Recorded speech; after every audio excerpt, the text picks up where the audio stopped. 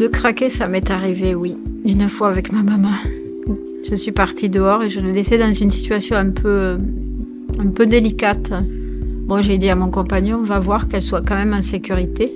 Parce que je sais pas, je craque, je n'y arrive plus là. Les deux faces d'une même pièce un peu, hein, qui crée une relation entre humains en fait, tout simplement. Pas simplement entre personnes malades et personnes qui aident. Toujours, l'important d'abord, c'est moi.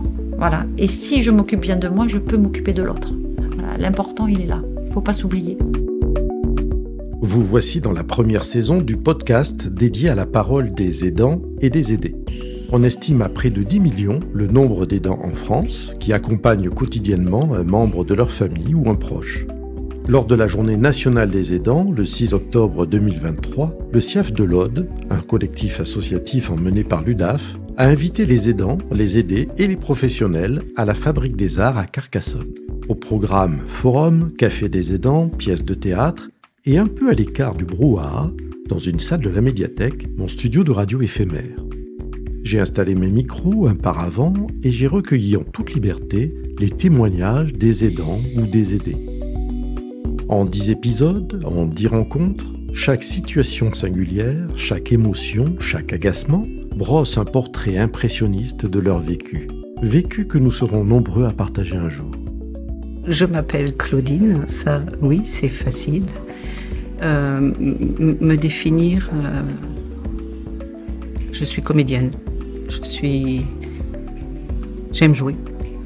J'aime la multiplicité via notre travail des rencontres et des voyages à travers le jeu et les autres, les personnages. Je suis Philippe Kern, bienvenue dans le 5e épisode de Parole aidant aidé. Vous êtes assis sur cette chaise dans notre studio éphémère aujourd'hui, vous sortez de scène, vous avez interprété une pièce qui s'appelle « Je suis l'autre ».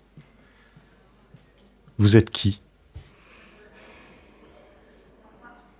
Là, c'est toujours un peu étrange pour moi, en tout cas, quand je sors de scène, parce qu'il me faut un petit temps pour quitter les personnages, d'autant plus que dans Je suis l'autre, mon partenaire et moi, nous interprétons différents personnages.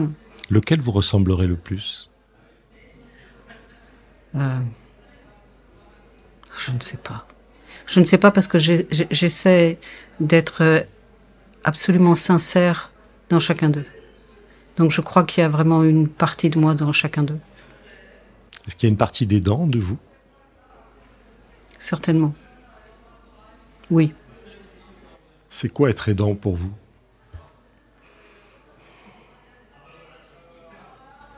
Aidant familial. C'est parfois douloureux, parfois plein de gaieté, extrêmement troublant. Ça m'émeut là. Est-ce que vous avez vu dans le regard des spectateurs aujourd'hui, est-ce que vous les voyez, vos spectateurs ? Non, moi très peu. En règle générale, quand je suis sur scène, je ne cherche absolument pas à rencontrer le regard des spectateurs, d'autant plus qu'avec les lumières, c'est très souvent difficile. Et puis ça dépend aussi de la configuration de la salle. Mais en revanche, je les rencontre réellement à la toute fin, quand je vais chercher certaines personnes pour danser dans les allées. Alors là, oui, il y a une vraie rencontre, il y a vraiment des regards. Qu'est-ce que vous retirez de de leur regard et de leurs mots, parce qu'aussi ils discutent aussi avec vous après sur cette pièce qui a plusieurs tableaux, hein, et qui met en situation des aidants et des aidés. Moi, ce que je reçois à la fin, c'est de la gentillesse. Mais je reçois toujours beaucoup de gentillesse. Et ça, c'est fantastique, parce que apparemment, on arrive à les toucher et à être au plus juste. Donc ça, c'est le plus grand merci qu'on puisse nous donner, c'est de nous dire oui, vous avez bien fait votre boulot. Parce que pour nous, c'est ça aussi, c'est un travail. C'est quoi bien faire son travail, justement, sur cette pièce-là particulièrement ? C'est d'être sincère, absolument sincère, et de défendre au plus près tout ce qu'on nous a offert à défendre. Parce que pour moi, ce sont des cadeaux, chaque fois, ces personnages. Et je ne peux parler que pour moi, mais je les aime beaucoup. Même si parfois, certains peuvent mériter.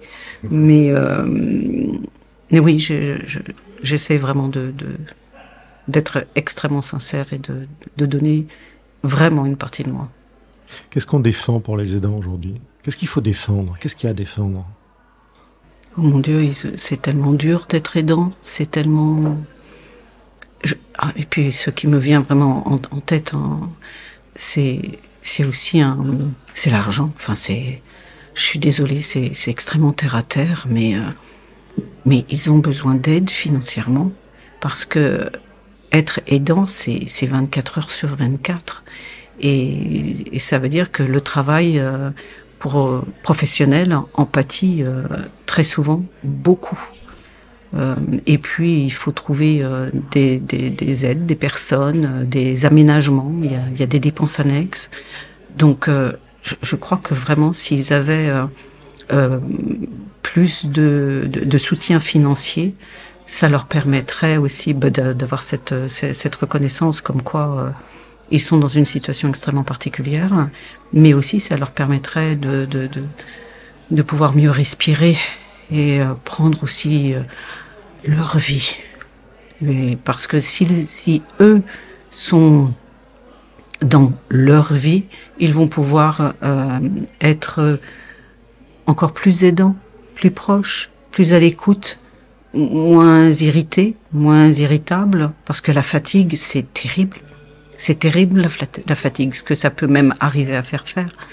Donc, oui, ils ont besoin de finances. Est-ce qu'il y a quelque chose de très important que vous avez envie de dire, que vous n'avez pas dit ? Un grand merci. Un grand merci à l'accueil. À chaque fois, on est extrêmement bien accueillis par les associations qui nous accueillent, mais aussi par les lieux. Les théâtres qui sont mis à notre disposition. Là, aujourd'hui, l'auditorium via le conservatoire de Carcassonne. Et vraiment, les gens sont extrêmement accueillants, compétents et attentifs. Donc, un grand merci à tous. Merci. Merci à vous. Parole aidant aidé, un podcast en 10 épisodes, réalisé par Philippe Kern, une coproduction Caprod et SIAF de l'Aude.